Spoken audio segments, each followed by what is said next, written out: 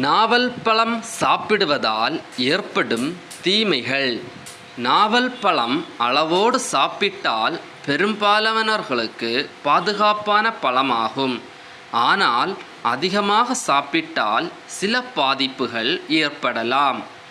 என்னென்ன தீமைகள் ஏற்படுகிறது என்பதை பார்ப்போம்.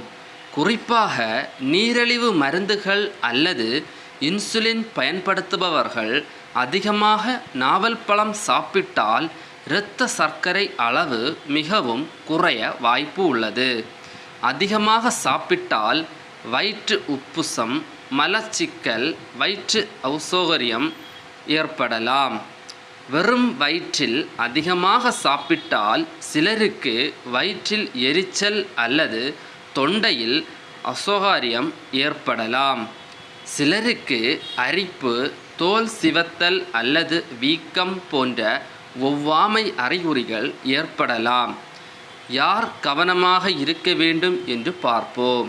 நீரிழிவு மருந்துகள் எடுத்துக்கொள்பவர்கள், கர்ப்பிணிகள் மற்றும் பாலூட்டும் தாய்மார்கள், சிறிய குழந்தைகளுக்கு விதையுடன் கொடுக்கக்கூடாது.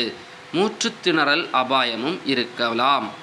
பாதுகாப்பான அளவு: ஒரு நாளைக்கு சுமார் 100 முதல் 150 கிராம், அதாவது 10 முதல் 20 பழங்கள் போதுமானது. ஒரே நேரத்தில் அதிகமாக சாப்பிடுவதை தவிர்க்கவும். நன்றாக கழுவி சாப்பிடுவது சிறந்தது. நீரிழிவு போன்ற உடல்நல பிரச்சனைகள் இல்லையெனில் பழம் பருவத்தில் தினமும் அளவோடு சாப்பிட்டால் உடலுக்கு ரொம்ப நல்லது.